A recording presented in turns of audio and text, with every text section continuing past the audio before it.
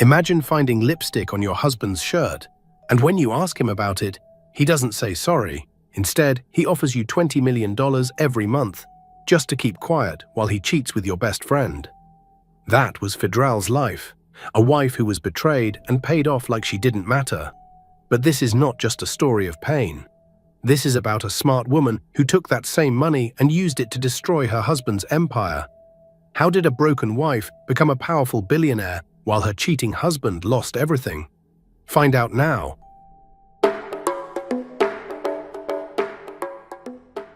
Nathan wasn't just rich, he was that kind of rich. The kind of rich that made other millionaires feel poor. The kind of rich that turned heads when he walked into a room. The kind of rich that made people forget he was actually a terrible human being. His empire stretched across Lagos, Abuja, and Port Harcourt like a spider's web. Real estate, oil, tech, media, construction. If there was money to be made, Nathan had his fingers in it. His name opened doors that remained locked for others. His phone calls got answered on the first ring. His parties were the stuff of legend. At 35, Nathan had everything a man could want. Luxury cars lined his garage, a Lamborghini, 2 Range Rovers, a Bentley, and a Ferrari he drove only on special occasions.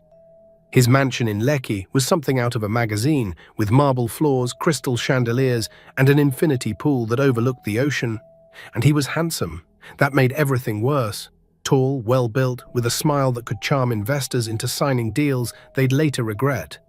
Women threw themselves at him constantly, and Nathan never said no. Why would he? He was Nathan, the empire builder, the deal maker, the man who had everything. But he hadn't always been this way. There was a time, years ago, when Nathan was different. When he first met Fidral, he was already successful, but he wasn't this arrogant. He wasn't this cruel. He was ambitious, yes. Driven, absolutely. But he still had something resembling a heart. Fidral was nothing like the women Nathan usually dated. She didn't come from money. She didn't have connections. She didn't wear designer clothes or expensive perfume. She was a young woman working as a secretary at one of his companies, quiet and humble, with a grace that caught his attention in a way that flashy women never did. "There's something about you," Nathan had told her on their third date, sitting in a small restaurant she had chosen because it was affordable. "You're different from everyone else." Fidral had smiled, a little shy. "Different how?" "You're real," Nathan said, reaching across the table to hold her hand. "Everyone around me wants something. Money, connections, status. But you? You just want to know me, the real me, not my bank account."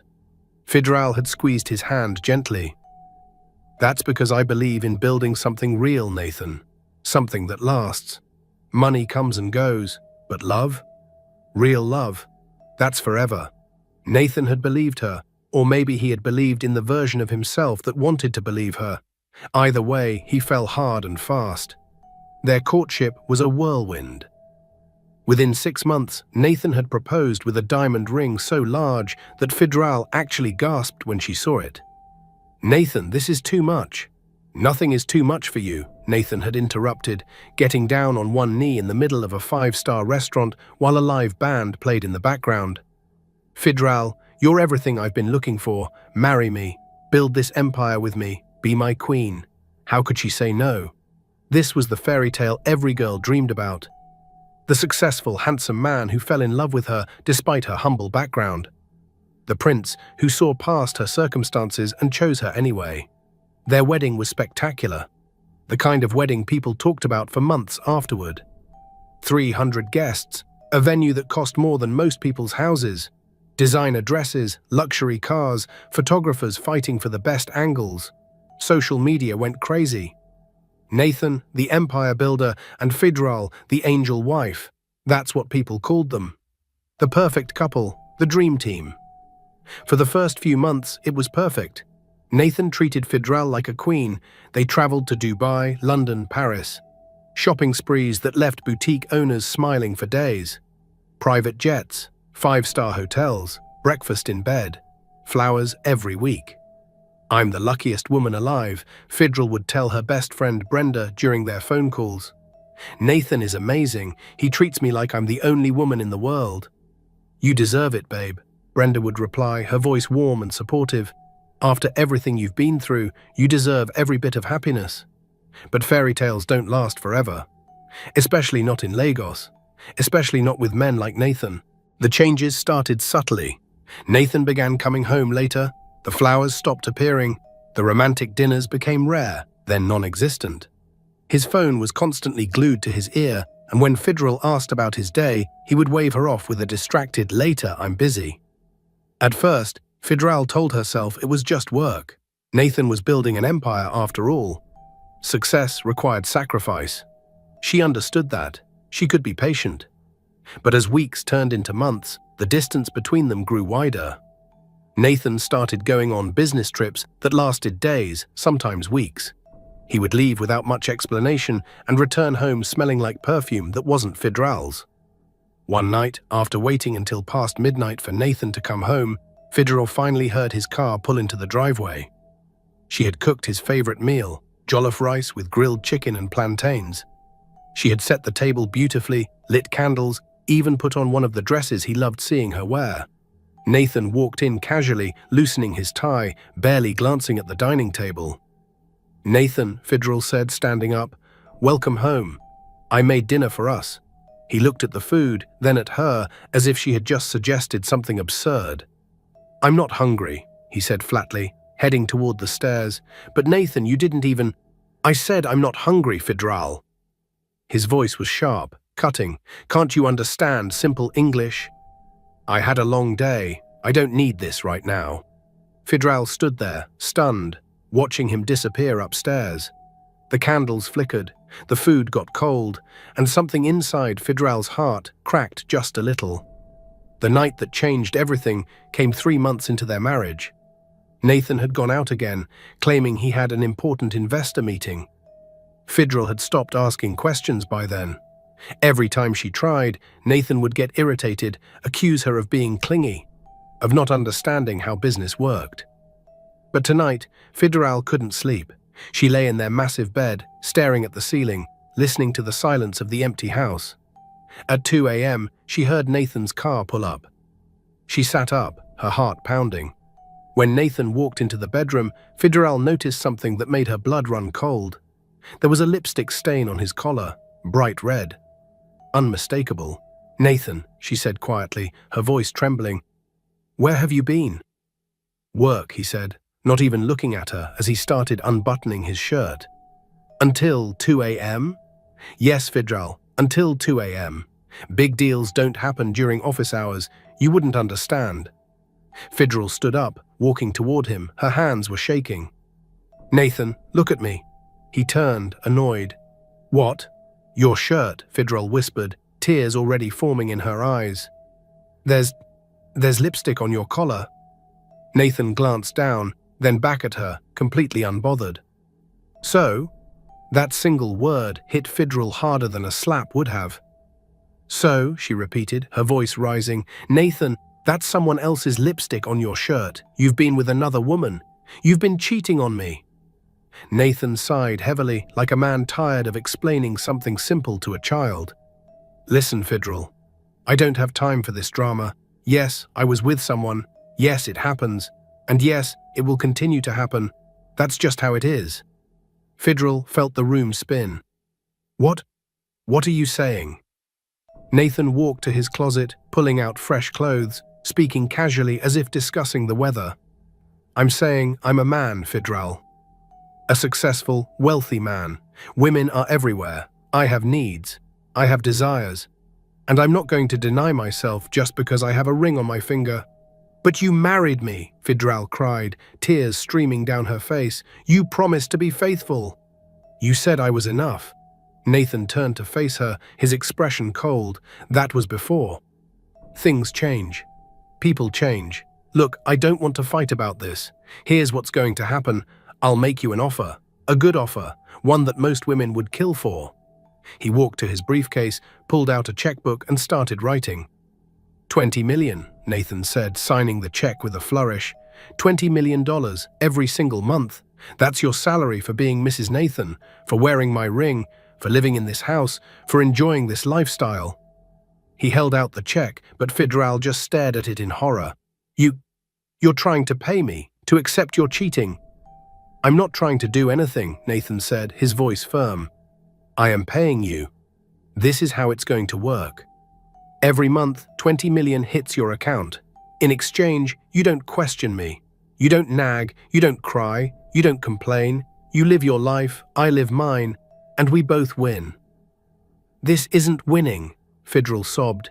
This is you breaking my heart and throwing money at it like that will fix everything. Nathan shrugged. Call it whatever you want. The money will be in your account by tomorrow morning. Use it, enjoy it, buy whatever makes you happy. But remember, the price for that money is your silence. He walked past her toward the bathroom, then paused at the door. Oh, and Fidral, this isn't a negotiation. This is how things are now. Either accept it and live comfortably, or reject it and, well, you won't reject it. Nobody rejects $20 million a month. The door closed behind him, and Fidral collapsed onto the bed, her entire world crumbling around her.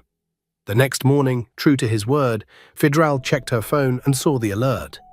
$20 million had been deposited into her account.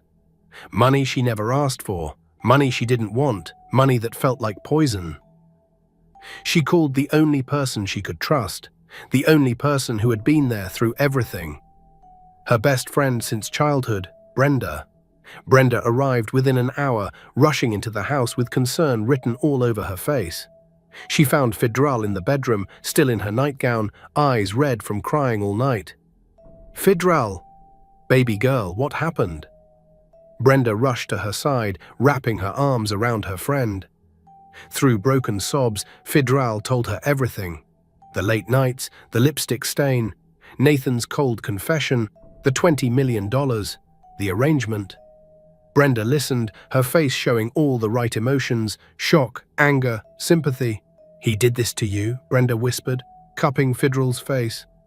Nathan could be this heartless? I don't know what to do, Fidral cried. I love him, Brenda. I really love him, but how can I stay with someone who's doing this? Brenda wiped Fidral's tears with gentle hands. Listen to me. You're strong, you're beautiful, you deserve so much better than this. But right now, you need to think carefully. Do you want to leave him? Fidral shook her head weakly. Where would I go? I have nothing without him. My family. I have no family. No money of my own. Nothing. Then you need to be smart, Brenda said, her voice soft but firm.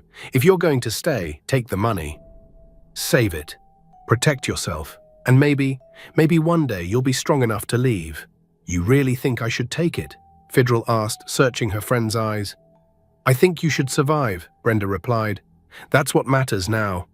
Your survival. It was good advice, or at least, it sounded like good advice.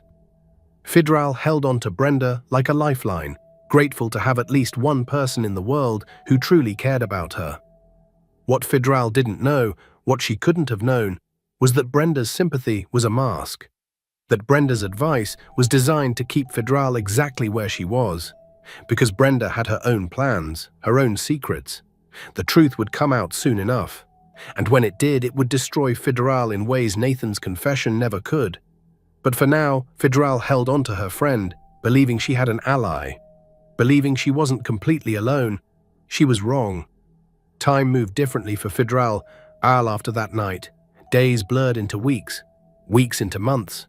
Every 30 days, like clockwork, another 20 million appeared in her account. And every 30 days, Fidral died a little more inside. Nathan no longer pretended. He didn't hide his late nights. He didn't wash off the perfume. Sometimes he wouldn't come home for 2 or 3 days straight, and when he did, he acted like nothing was wrong. Did you receive the money? He'd ask casually, the same way someone might ask about the weather. Yes, Fidral would reply, her voice hollow. Good. Then we have no problems. And that was it. That was their marriage now. A business transaction. $20 million in exchange for Fidral's dignity, her self-respect, her heart. To the outside world, Fidral was living the dream. People saw her designer clothes, her jewelry, her cars. They saw her Instagram posts, carefully curated photos of luxury handbags, exotic vacations that she took alone, expensive restaurants where she ate alone. Girl, you're so lucky, women would comment. Nathan treats you like a queen. If only they knew. If only they could see past the filters and the perfect angles. If only they could see her crying in the bathroom at 3 a.m. If only they could hear her begging God to either change Nathan or give her the strength to leave. But Fidral had learned to wear a mask, to smile when people asked how married life was, to post the right photos at the right times, to play the role of the happy wife while dying inside. The only real comfort she had was Brenda. Her best friend visited regularly, always with encouraging words, always with support. "You're doing great, babe," Brenda would say. "Stay strong. This season will pass." Sometimes Brenda would bring gifts, small things, thoughtful things. A book she thought Fidral would like, her favorite chocolate, a scented candle. "You're such a good friend," Fidral would tell her, grateful for the only genuine relationship in her life. "I don't know what I'd do without you." Brenda would smile and squeeze her hand. "That's what best friends are for, right? We stick together no matter what." Meanwhile, Nathan's empire continued to grow, or so it seemed. He was always loud about his successes, always posting about new deals, new properties, new ventures. His social media was full of champagne bottles, expensive watches, exotic cars. But something else was happening beneath the surface. Something Nathan himself didn't notice because he was too busy chasing the next thrill, the next woman, the next high. His spending had become reckless, not just on himself, but on the women he paraded around. Designer bags, jewelry, trips abroad, luxury apartments. He was bleeding money faster than his businesses could generate it. His managers tried to warn him. "Sir, we need to discuss the accounts. The expenses are—" "I don't want to hear it," Nathan would interrupt. "Do you know who I am? I'm Nathan. The empire is solid. Stop worrying like old women." But the empire wasn't solid. It was built on credit, on loans, on the illusion of wealth. And illusions, no matter how convincing, eventually shatter. One woman in particular was draining him faster than all the others combined. She was expensive, demanding, and Nathan couldn't seem to say no to her. Whatever she wanted, she got. A mansion in Banana Island, done. A G-Wagon, bought. Monthly allowance of $5 million, no problem. This woman knew exactly how to play Nathan. She made him feel like a king, like a conqueror. She fed his ego in ways Fidral never could because Fidral wanted honesty, not flattery. But this woman? She told Nathan exactly what he wanted to hear. "You're the most powerful man in Lagos," she would purr, running her fingers through his hair. "Any woman would be lucky to have you." "You're right," Nathan would reply, his ego inflated. "I am powerful. I am unstoppable." Little did he know that every compliment, every ego stroke, was costing him his empire. It happened on a Friday evening. Fidral was home alone, as usual. Nathan had texted earlier saying he wouldn't be back until late. No explanation, no details, just a one-line message that basically said, "Don't wait up." Fidral had stopped caring. She had learned to exist in a state of emotional numbness, going through the motions of life without actually living. She was in the kitchen making tea when she heard the front door open. Surprised, she glanced at the clock. 7 p.m. Nathan never came home this early anymore. She walked toward the living room and heard voices.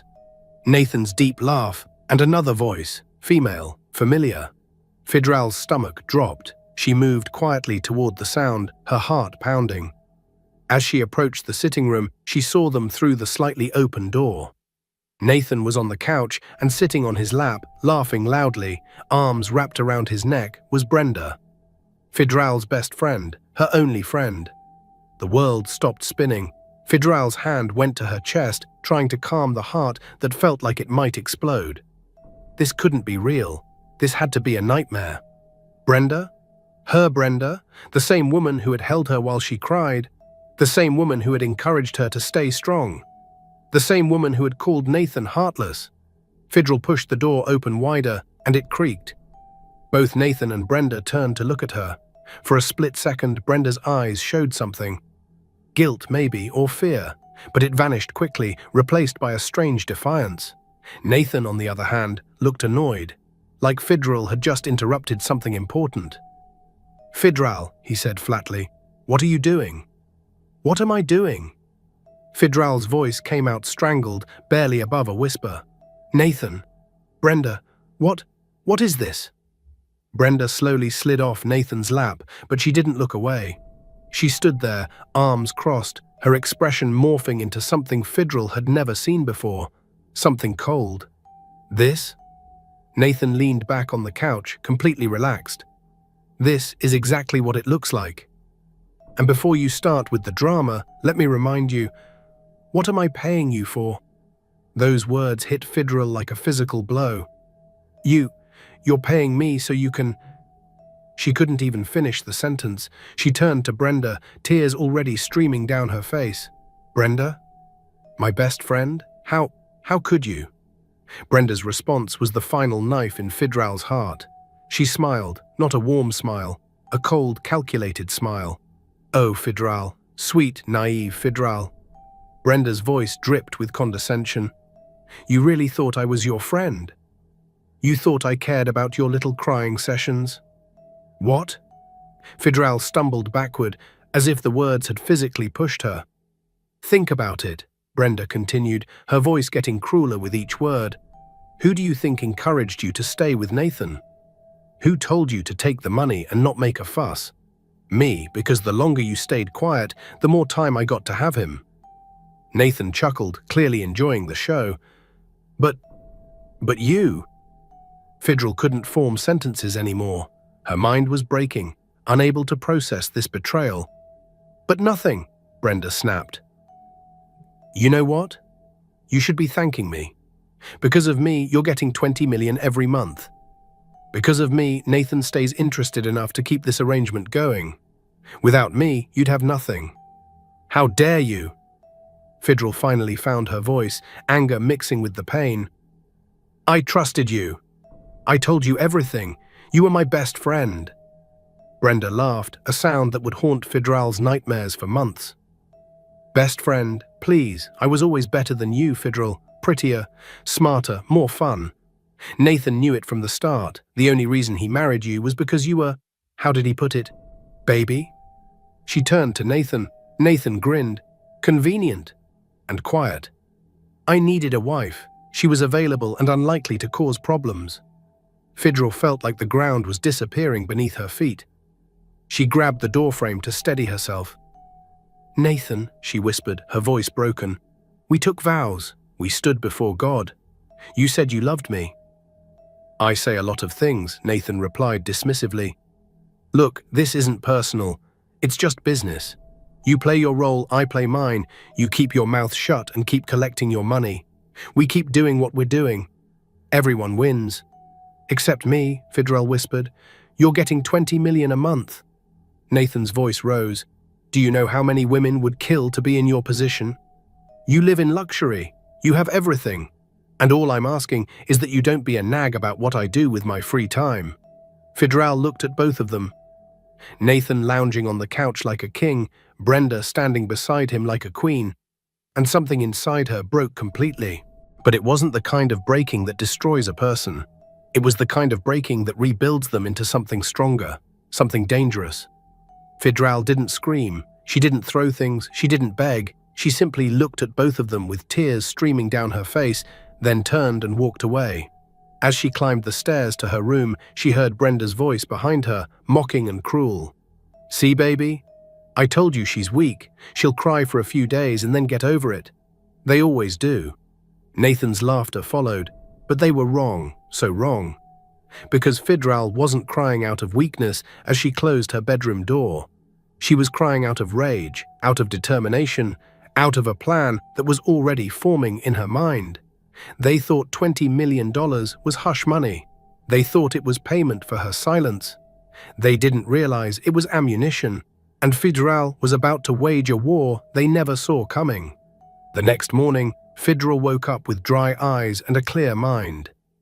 She looked at herself in the mirror and barely recognized the woman staring back.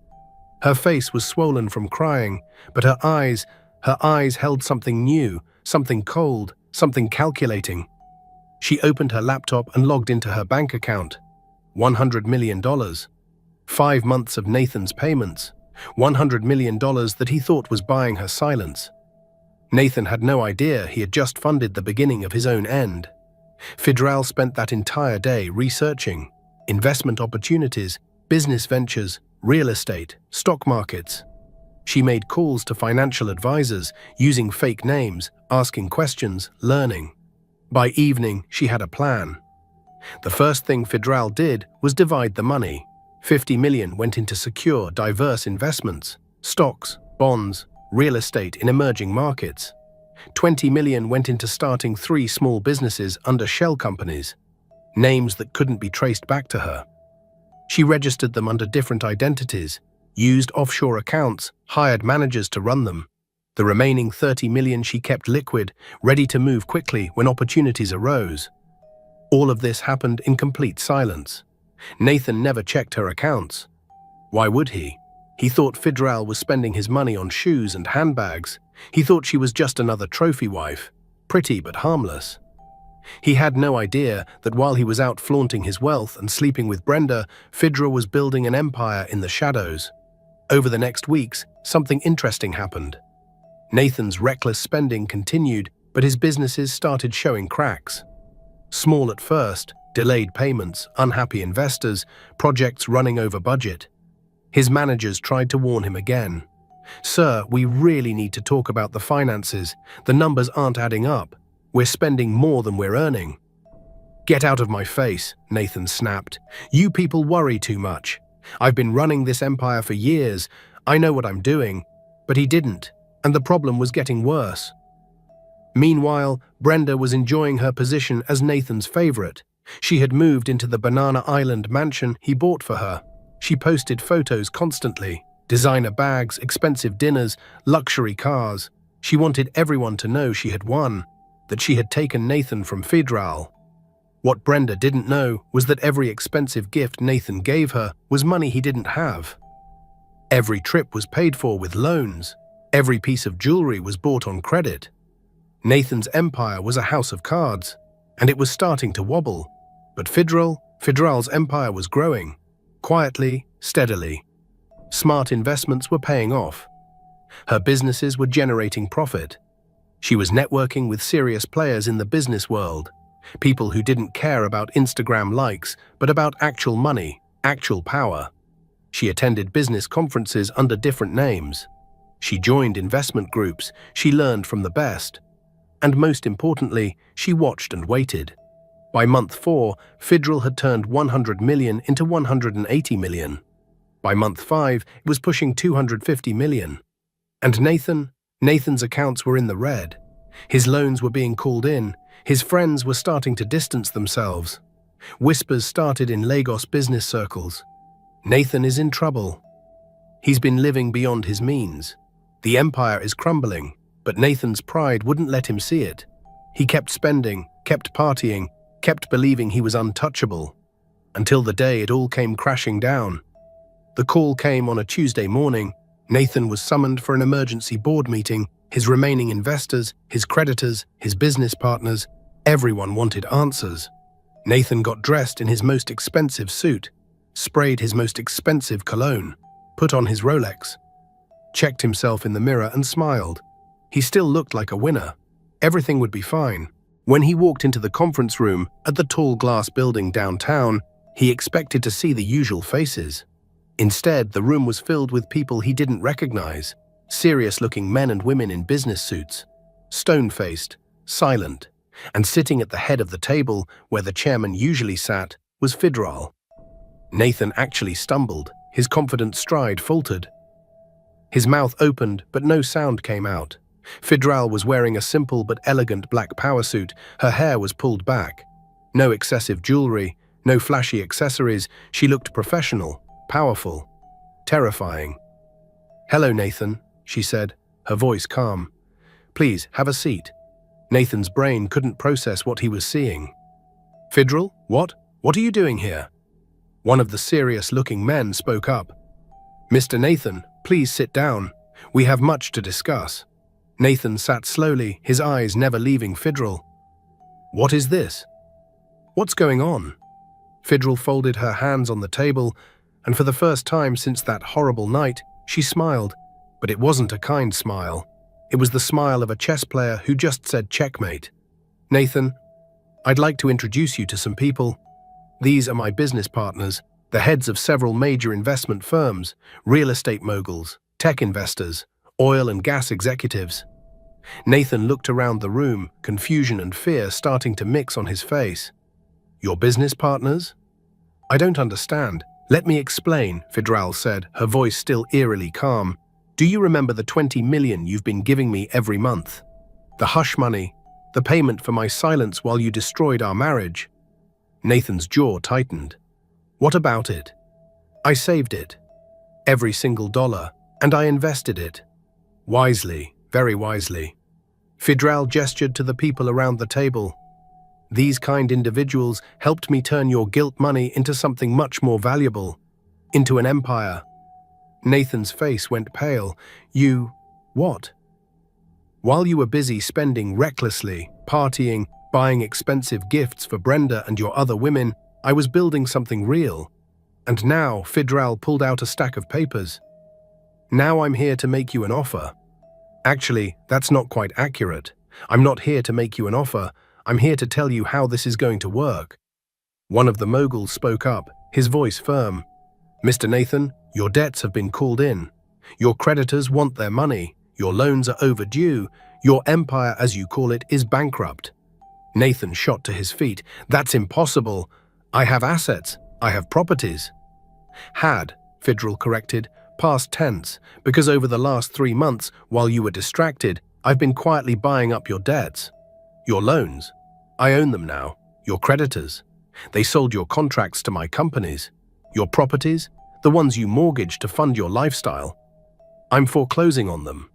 Nathan's legs gave out and he collapsed back into the chair. No, this can't be happening. Fidral stood up, walking slowly around the table until she was standing directly behind Nathan's chair. She leaned down, her voice soft but deadly. You thought you were paying me to stay quiet, Nathan, but you were actually funding your own destruction, every month, every dollar.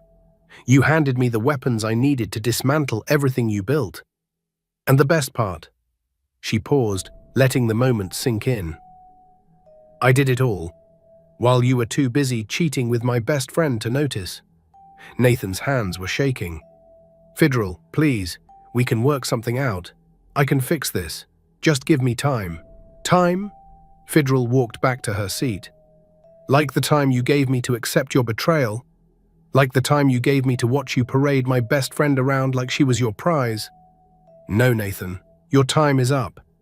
She pushed a document across the table. Sign this. Nathan pulled the paper closer, his eyes scanning the words. His face went from pale to grey. Divorce papers? Among other things, Fidral said, you're signing over all remaining assets to me. You're accepting the dissolution of your companies, and you're agreeing never to use my name or our connection for any business purposes in the future. This is everything, Nathan shouted, his voice cracking. You're taking everything. No, Fidral replied coldly. You gave me everything. You just didn't realize it at the time. Now sign. Nathan looked around the room desperately, searching for sympathy, for an ally, but every face was stone. These were business people. They understood one thing: power. And in this room, Fidral had all of it. With trembling hands, Nathan signed the papers. Each signature felt like a piece of his soul being ripped away. When the last page was signed, Fidral collected the documents and placed them in her briefcase. She looked at Nathan one final time, and for a brief moment he thought he saw a flicker of the woman he had married.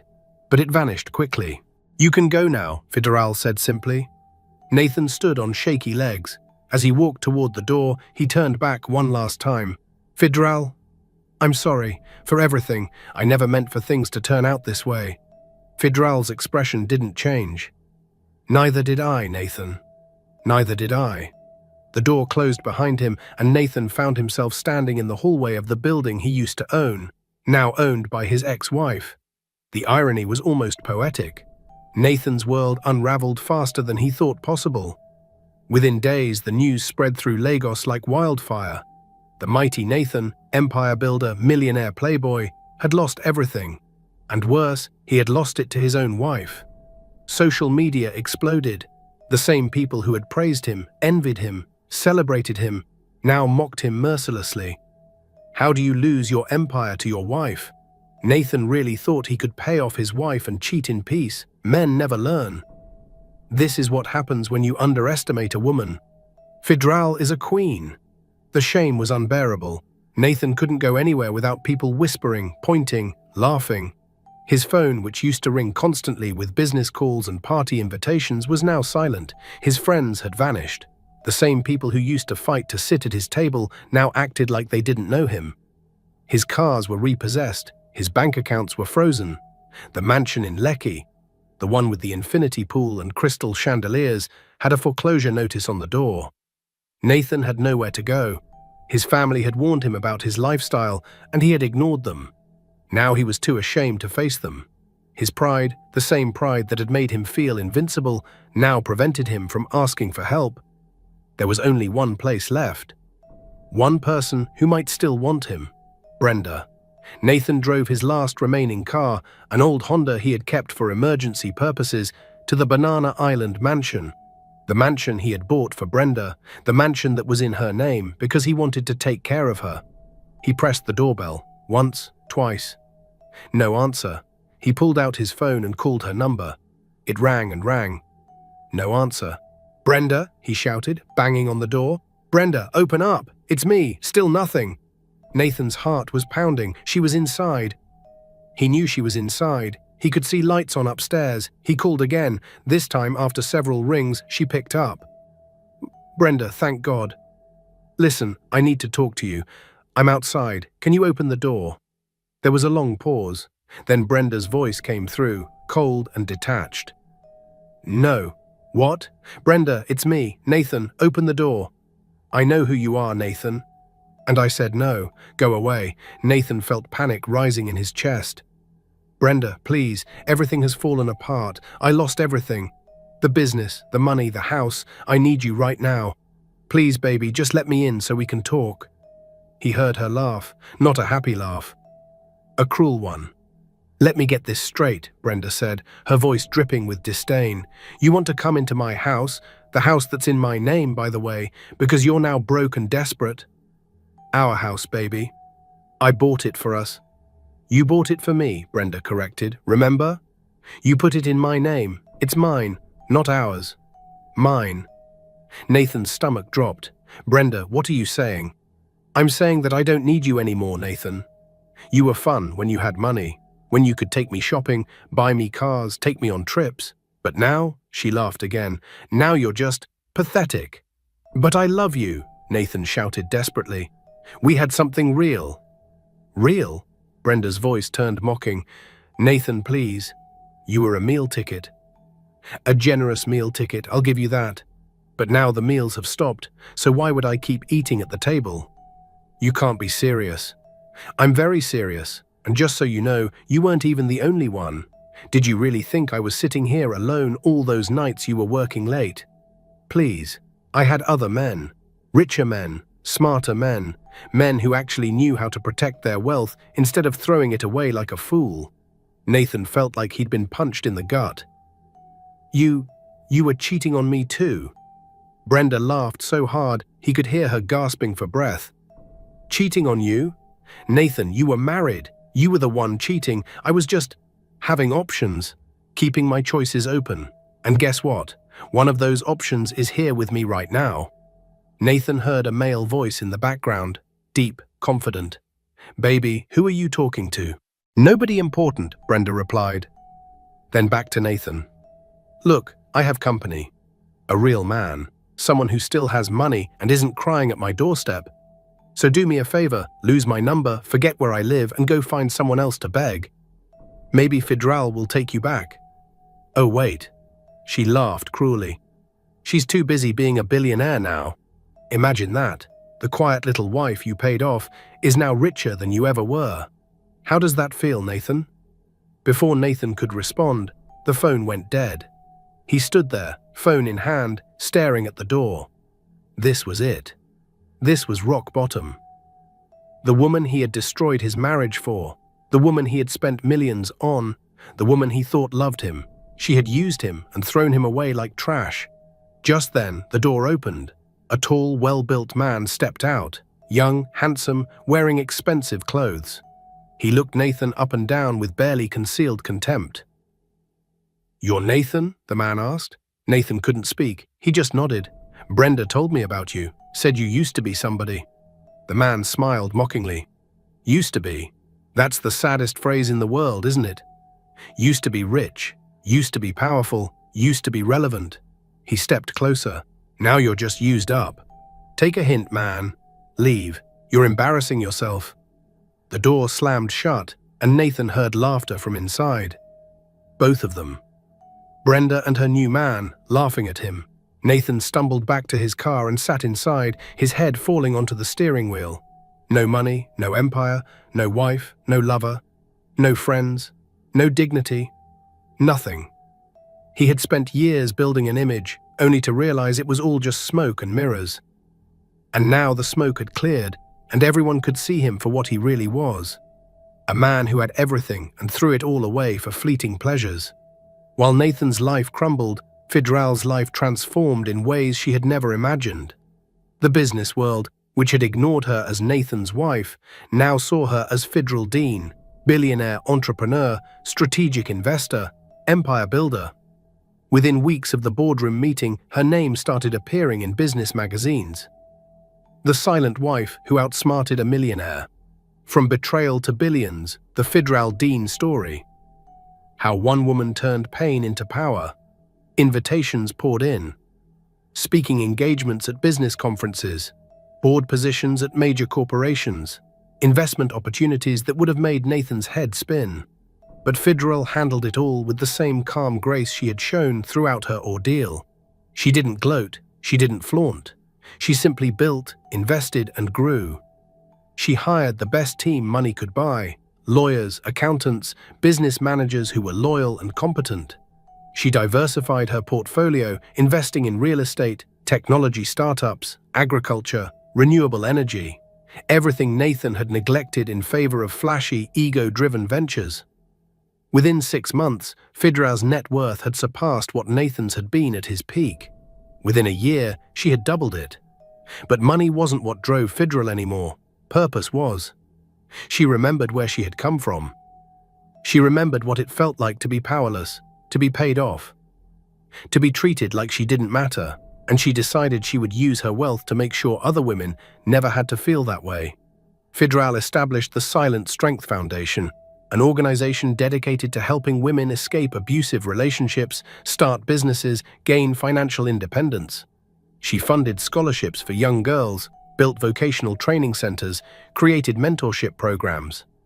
"I was silent for 5 months," she told a crowd at a women's empowerment conference. "But my silence wasn't weakness.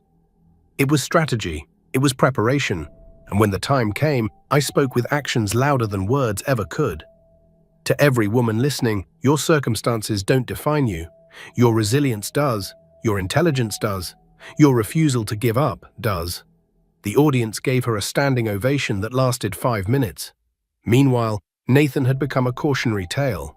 Business schools used his case as an example of what happens when ego and reckless spending replace sound financial management. His name, once synonymous with success, now represented failure. He tried to rebuild. He reached out to old contacts, pitched new business ideas, looked for investors. But nobody trusted him anymore. The man who had lost an empire to his own wife? Who would invest in that? He moved from one cheap hotel to another, sometimes sleeping in his car. His expensive suits were replaced with clothes from thrift stores. His Rolex was sold to pay for food. The man who once posted champagne and caviar on social media now struggled to afford basic meals. One evening, Nathan found himself walking past his old mansion in Lekki, the one Fidral now owned. He stood outside the gates, looking at the lights in the windows, remembering when this had been his kingdom. The security guard recognized him and looked away, embarrassed. "You can't stand here, sir," the guard said quietly. "Madam's orders." "I used to live here," Nathan said, his voice hollow. "I know, sir. But please go. I don't want to call the police." Nathan nodded slowly and walked away. Even his own former security guard pitied him now. A year after the boardroom meeting, Fidral was invited to be the keynote speaker at the biggest business conference in West Africa. The event was being held at the Echo Hotel, and every major player in the business world would be there. Fidral arrived in a chauffeur-driven car, wearing an elegant emerald green dress that was both professional and stunning. Cameras flashed, journalists asked for interviews, other business leaders wanted to network with her. As she walked through the lobby toward the conference hall, she nearly collided with someone. She stepped back, an apology on her lips, then froze. It was Nathan. He looked broken. His suit was cheap and ill-fitting, his shoes were scuffed. His face was gaunt, his eyes hollow. He was holding a folder full of business proposals, probably hoping to corner potential investors. For a moment, they just stared at each other. A year's worth of history hung between them. Betrayal, pain, revenge, transformation. Nathan opened his mouth to speak, but no words came out. What could he say? "I'm sorry" felt laughably inadequate. "I was wrong" was too obvious. "Please help me" was too pathetic. Fidral's security detail moved forward, ready to remove him if needed, but Fidral raised her hand, stopping them. "It's okay," she said quietly. "Give us a moment." The security stepped back, but stayed close. Nathan finally found his voice. "Fidral, you look..." He couldn't finish. "Successful," Fidral offered, her voice neutral. "Happy, free," Nathan winced. "All of those things. You deserve it. I know that doesn't mean much coming from me, but you do." Fidral studied him for a moment. There was no anger in her eyes anymore, no hatred, just a calm acceptance of what had been and what now was. "You taught me something important, Nathan," she said. "You taught me that my value doesn't come from who I'm married to or how much someone is willing to pay for my silence. It comes from within. From my intelligence, my resilience, my refusal to stay broken." Nathan nodded, tears forming in his eyes. "I destroyed everything, including the one real thing I ever had." "Yes," Fidral agreed simply. "You did. Is there any way, any chance that we could..." Nathan couldn't finish the sentence, but his eyes held desperate hope. Fidral shook her head slowly. "No, Nathan. That door is closed, locked, and the key has been thrown away. We're not getting back together. We're not even friends. We're just two people who used to know each other, going in completely different directions." She paused, then added, "But I'll tell you what I am willing to do.